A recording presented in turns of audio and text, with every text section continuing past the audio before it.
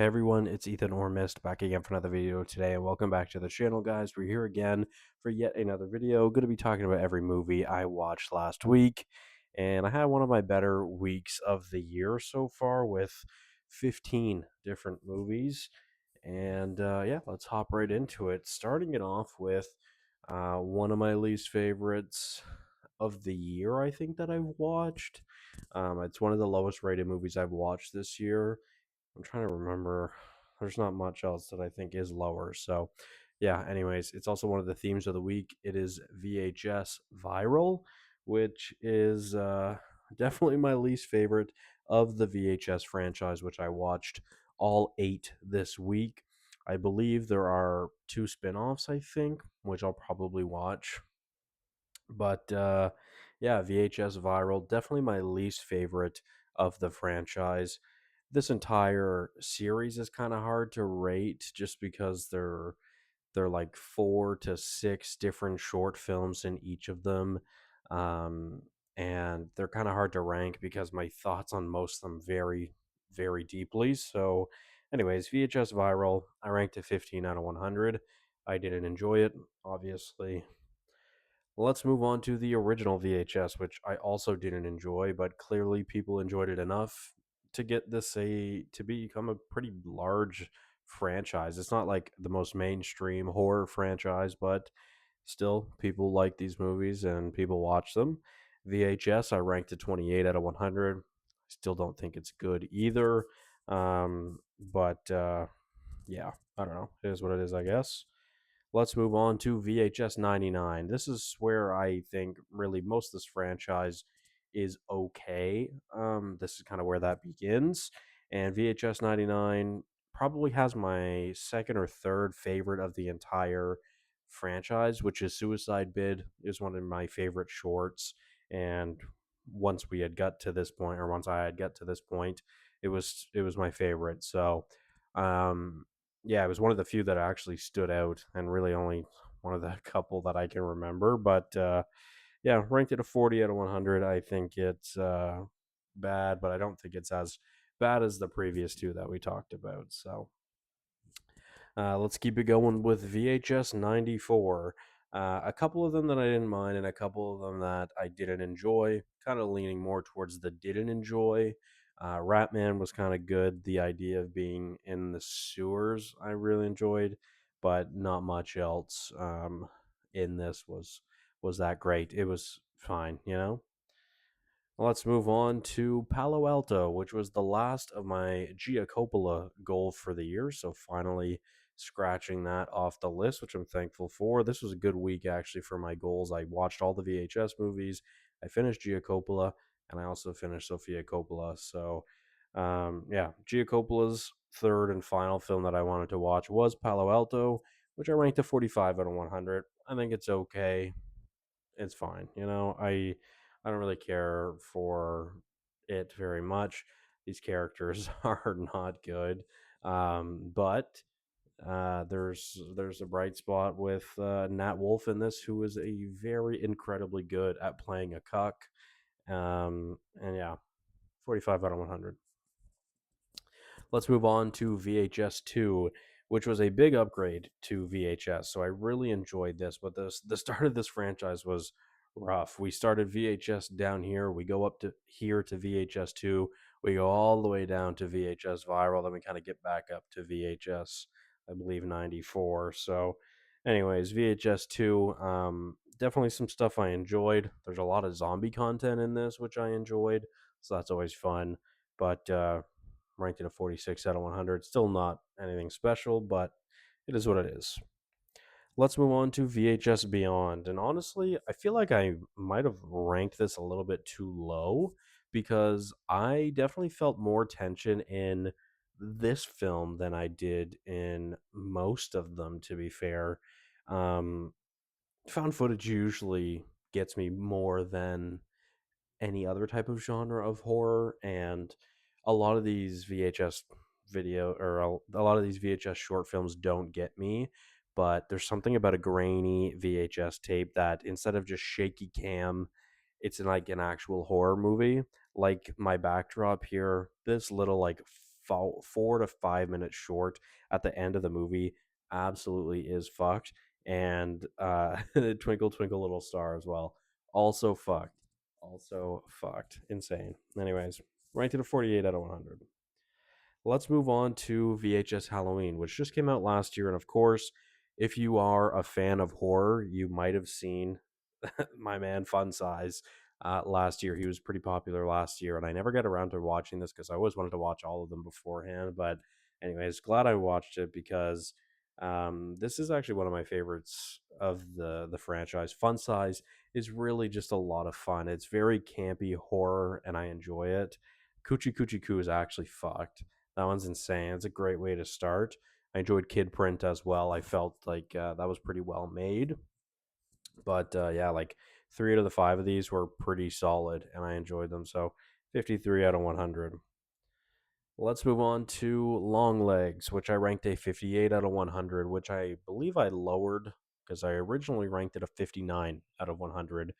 June is kind of my goal for, or June is my month for kind of two goals. There's a lot of movies I've been wanting to rewatch all year long that I haven't, and I'm kind of working on that this week with the likes of Long Legs and another movie we'll talk about later. Um, and try to finish some of my goals because I haven't done well with most of my director goals for the year. But anyways, Long Legs, I ranked it 58 out of 100. I still don't enjoy this movie. I still think it's kind of boring. I don't think it's very scary. I think the tension in this movie has never really built to any sort of actual fear for me at least, and I don't know what it is.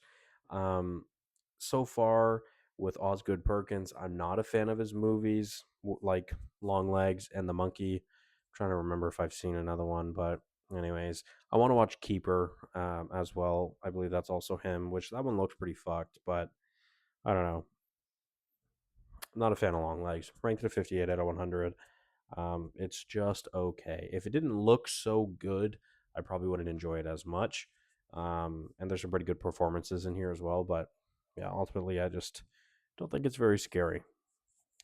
Let's move on to The Beguiled, which is my last Sofia Coppola movie, which I ranked a 60 out of 100. I think it's decent.